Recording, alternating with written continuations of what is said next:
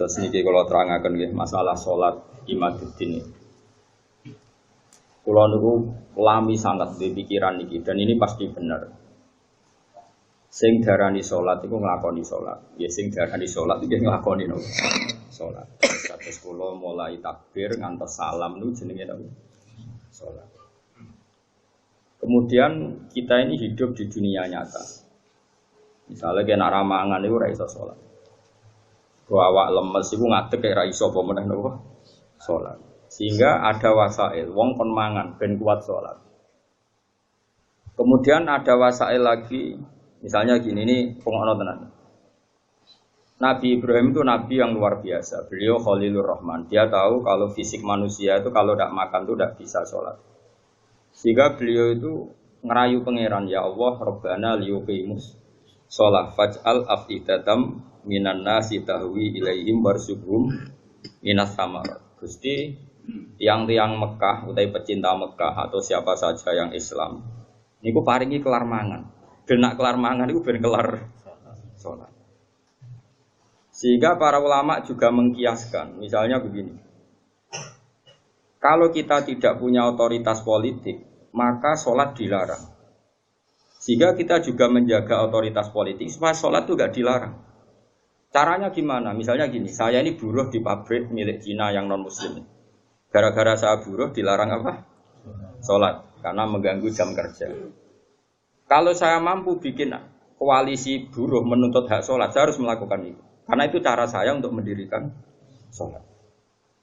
Atau kalau ada umat Islam mampu kaya dan bisa menciptakan lapangan kerja dengan membolehkan sholat, maka harus melakukan itu demi tegaknya sholat. Makanya ini kelirunya kita. Nyongkone ngelakoni sholat itu pokoknya dekne dewe sholat. Dia agak mikir bahwa untuk bisa sholat itu dibutuhkan kekuatan ekonomi, kekuatan politik. Saya tuh ngaji di mana-mana, saya ulang-ulang. Islam ke Selat Malaka itu Thailand sama Indonesia itu umurnya bareng. Cuma kebetulan Thailand nggak milih politik, negara dikelola non-muslim. Tahu-tahu sholat itu dilarang di Thailand. Indonesia kebalikan, lah kiai ini seneng politik, keterusan nganti sakniki, paham ya? Akhirnya rawali songo itu Islam lagi rong generasi. Iku wis gawe demak napa? Wah, senatri mau sholat dilarang. Nara sholat ra iso jadi presiden. Jadi saiki sholat malah bupati kok ora sholat, terus ra ngarah dipilih, gubernur kok ora sholat. Lho, ra ngarah dipilih. Ana cawayu sholihah kok sing lanang ra mbebo sholat, ya ora payu. Ibu keterusan, paham? Tapi ini mau cerita. Jadi karena redaksinya Quran itu wa iqami sholat, mendirikan sholat supaya sholat itu berdiri, bukan kamu saja tapi seluruh negara. Dan itu dibutuhkan macam-macam tadi. Ibrahim menyontohkan kekuatan politik, kekuatan ekonomi bahwa untuk sholat itu harus warzuqhum minas samarat, harus ada materi fisik, yaitu orang makan.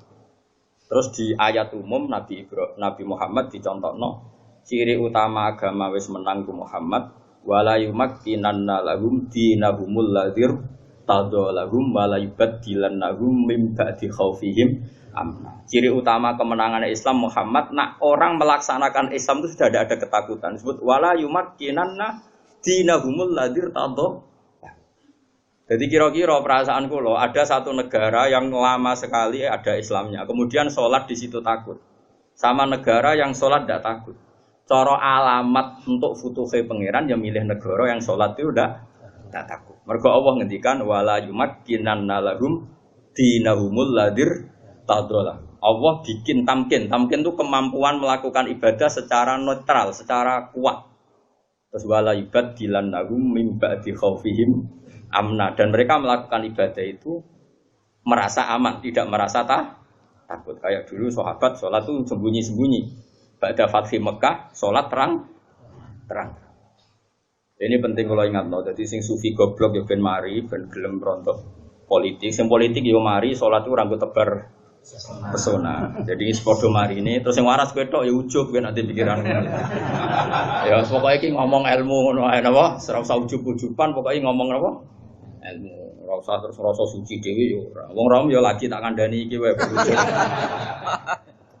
Tapi yang jelas neng ayat itu jelas ada kata-kata wala yumakkinanna lahum dinahumul ladzir tadallahum wala yubaddilannahum min ba'di khaufihim amna. Jadi ciri utama agama hebat itu kalau merasa tamkin. Kowe rabi yo iso, wayoh yo iso itu berarti wis jos. Beragama secara apa?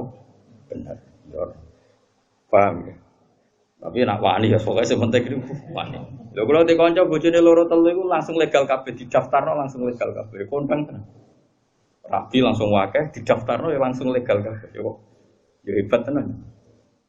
Tapi kok kuat suwe ora ya ora roh nah iku takdir no.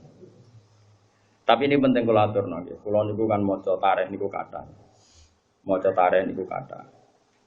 Di antara tarikh itu kenapa semua nabi itu kok menguasai negara? Enggak ada nabi yang enggak menguasai negara. Nabi Muhammad pada akhirnya menguasai Mekah Madinah. Ada Fathu Mekah. Karena dengan menguasai ini berarti sholat ibadah menang. Sholat ibadah menang. Kalau enggak ya dilarang. Dulu orang sholat di Masjid Haram itu dilarang. Dulu orang Islam sholat di mana-mana dilarang. Sampai Islam kuat, terus berani terang-terangan sholat. Fasda' bima dumma. Di Indonesia sekarang luar biasa. Malah pejabat yang enggak sholat itu dijeng wong.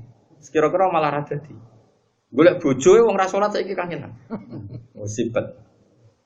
Wes pokoke jos. Tambah kowe ketok khusuk, sawangane tambah gampang rabi. Jajal misalnya Mustafa nganti bathuk ngecap koyo wayah iku koyo mungkin. Lah berhubung sujute urung kowe kaya kan sah ta ora wayah dengan bathuk ngene. Maksudnya geng meyakinkan kan. Koyo orang iso ngajak ning swarga lah. Pokoknya dengan rai seperti ini tuh masih itu. Coba dekne wis abid. Ngoni syarat sugih abid tok ya. Wis pokoke lakoni wis nawani ya. Tapi ini penting kalau terang ya, makanya istilahnya wa iqamis shalah, mendirikan.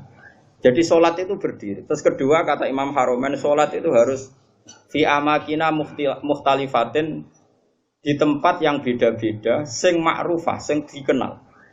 Jadi wong kok sholat ning isor pring dhewean itu gak sah dari Imam Haromen. Sholat kudu di tempat terbuka, terutama fardhu. Sehingga kata Imam Haromen, kalau sudah ada jamaah tapi fi buyutin di rumah masing-masing, la tadharu bias syiar yang syiar tidak kelihatan putih itu tetap diperangi. Makanya syaratnya jamaah itu harus di tempat apa? Terbuka. Karena ini butuh syiar, butuh show bahwa Islam ya demi sholat, bukan sholat demi Islam. Jadi kita bela-belani kelar mangan ya ben kelar sholat, menguasai politik ya ben sholat tidak dilarang. Kita menguasai publik biar publik terinspirasi oleh hukum Islam rupanya apa? Sholat. Jika kata Imam Haromen, kowe sholat jamaah, maksudnya ora sah makili fardu kifayah, nak sekedar sah ya mungkin sah. Tapi jek qala lahumul imam. Dan Imam Haromen mensyaratkan fi amakina mukhtalifah, di tempat yang beda-beda. Jadi kalau kampung itu besar, di tengah desa harus ada jamaah, di pojok-pojok yang biasa digoni gerduwo itu juga harus ada jamaah. Lo pernah lo di dekat kampung saya itu, jamaah itu satu, semuanya di masjid. Saya bilang jangan semuanya di masjid. Itu yang pojok desa itu agak gerduwe. Aku kan gak musola di situ. Dibikin. Yo gerduwene mirip tenan. Ini penting saya utarakan karena tadi malaikat itu kan di semua buminya Allah itu akan nangis kalau ada bumi yang enggak dipakai sholat, enggak dipakai sujud. Karena malaikat ini menstatuskan bumi itu mahallu sujud. Makanya kata Rasulullah waju'ilat anal ardu kulluha masjid, dan semua bumi Allah itu hakikatnya adalah tempat sujud. Sehingga kalau enggak ada sujud itu ya kecewa. Bumi ini kecewa sekali kan. Makanya harus fi amakina mukhtalifah, tempatnya harus beda-beda di mana-mana. Supaya syiar. Kalau jamaah tetap di rumah, qatalahumul imam, harus boleh diperangi oleh imam.